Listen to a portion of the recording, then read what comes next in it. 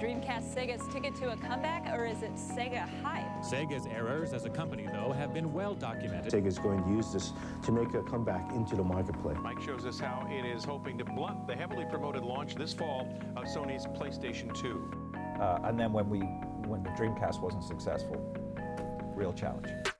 In the early to mid-90s, Sega was the biggest competition to Nintendo. The Genesis was always second to the SNES, and the Saturn was a colossal failure. So when Sega announced its next cutting-edge console, gamers and Gen Xers alike were pretty stoked for this new edgy and pretty cool device. On paper, the Dreamcast was well beyond anything at the time.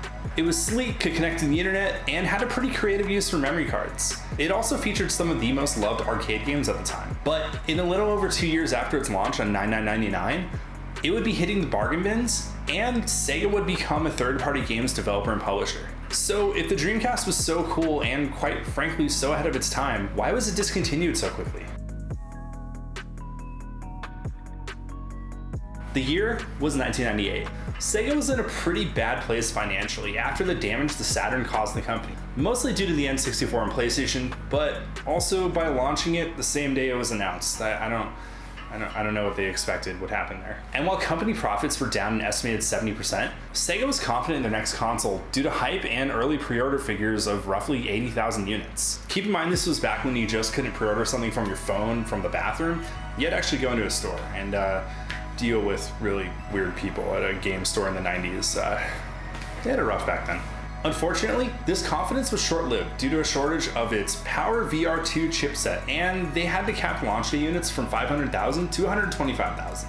To make things worse, two of the Dreamcast's biggest launch titles, Sonic Adventure and Sega Rally 2, were delayed. While a delayed game is usually a pretty good thing, when you delay your premier launch game featuring your company's mascot to launch your new console, that's not a very good sign, and that has never happened since. Regardless, all 150,000 launch day units were sold out in hours, and for all intents and purposes, the Dreamcast's launch was a huge success in Japan. As the year moved on to the next, Sega Japan would see success and strife through further delayed games and the occasional flop. But at this point, none of that really matters, because Sega was about to launch its highly anticipated console in the West, and quite frankly, that's really where it counts.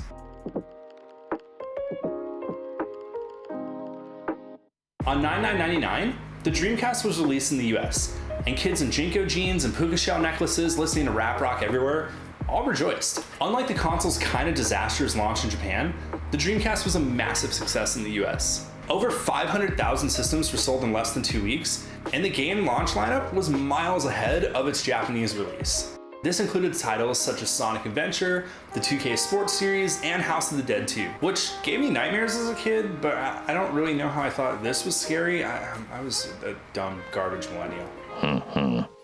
People of the AMS, I am Goldman. For the most part, the Dreamcast was well on its way to dominating the games industry at the time, and things couldn't look any better.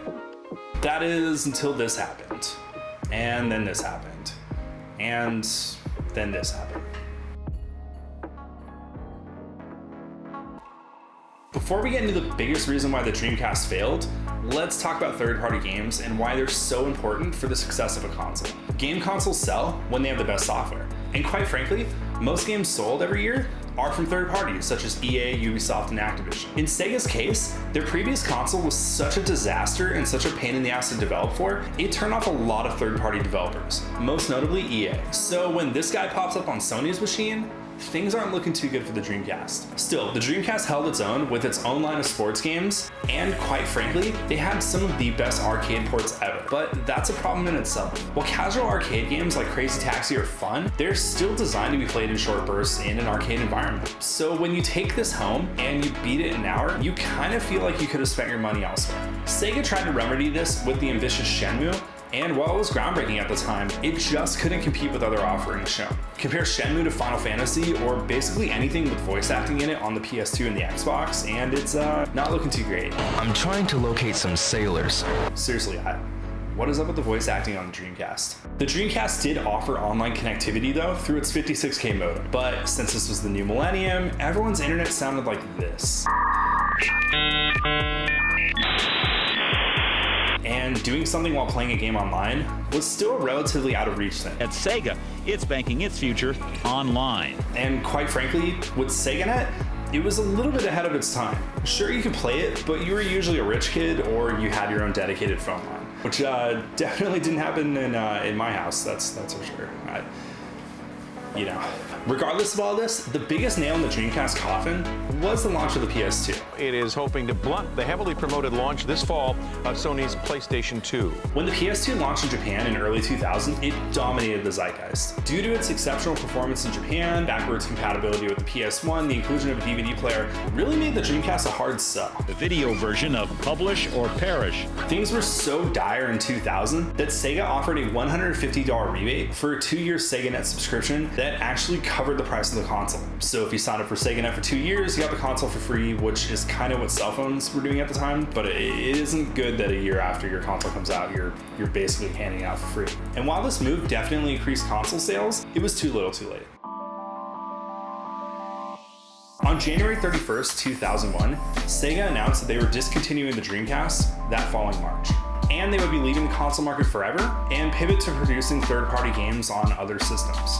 In a direct quote from Sega of America president Peter Moore, on January 31st, 2001, we said Sega is leaving hardware. We were selling 50,000 units a day, then 60,000, then 100,000, but it was just not going to be enough to get the critical mass to take on the launch of the PS2. And with that, the Dreamcast was over. In retrospect though, at the end of its life cycle, Sega sold over 9 million Dreamcasts and probably 1 million Offspring CDs from this game alone. Yeah, you know the song. You're humming it right now, aren't you? Even though it failed, it managed to cement itself in the hearts and minds of gamers for generations to come.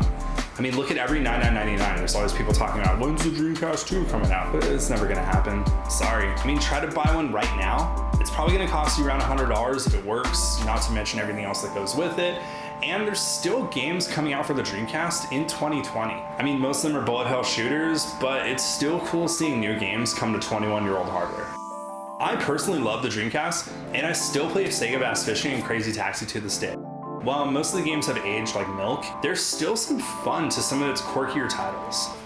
Also, I think the VMU was probably one of the coolest items to date. I mean, until you run out of batteries for it, but it was still way ahead of its time, which seems to be the problem with most things on Dreamcast. It was just a little bit too ahead of its time, and it came from a company that really didn't have the money to push it forward. While it is a bummer to see the Dreamcast never get a follow-up console, it was always for the best. Near the end of the Dreamcast life, Sega was in such dire financial situations that their late CEO, Iso Okawa, I'm sure I screwed that one up because I can't get any name right ever in any video, not only granted the company a $500 million loan, but he forgave their debt on his deathbed in 2001. And if it wasn't for him, Sega would not have survived into the 2000s.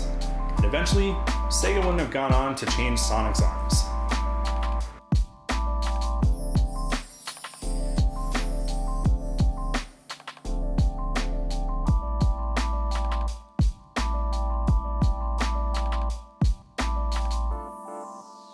Hey everybody, thanks for watching that one. This one took so long to write and record. I think I recorded it like 3 times, but it was like 150 degrees outside every time, so I would just like get winded near the end, and I don't know, it's kind of a dumb excuse. Also, capturing footage on a Dreamcast is really hard when your Dreamcast dies halfway through, and then you have to spend weeks trying to find one. Every retro console right now is worth like 5 times its amount. So yeah, other than that, thanks for watching. I really appreciate it. It's kind of cool seeing the Ouya video hit 20,000 views. That's like totally awesome, and all the other ones are in the thousands, and yeah, it just means a lot. Now we're heading into Halloween, and my Halloween lights are finally more appropriate. Halloween starts in September for me. If you disagree with me, then hit that thumbs down. If you don't, then you know, whatever. Speaking of that, be sure to do that thing that everyone says to do at the end of a video, but don't feel pressure to do it because that is stupid. Do something nice for someone. Seriously, like go do something nice for someone right now. It'll make you feel better, it'll make them feel better, and who knows? Maybe that'll trickle down, and I don't know, we'll get the Dreamcast 2, or maybe we'll get the price of the PS5 by the time this video comes out, but that's probably never gonna happen because, well, why would it? All right, till next time, take care.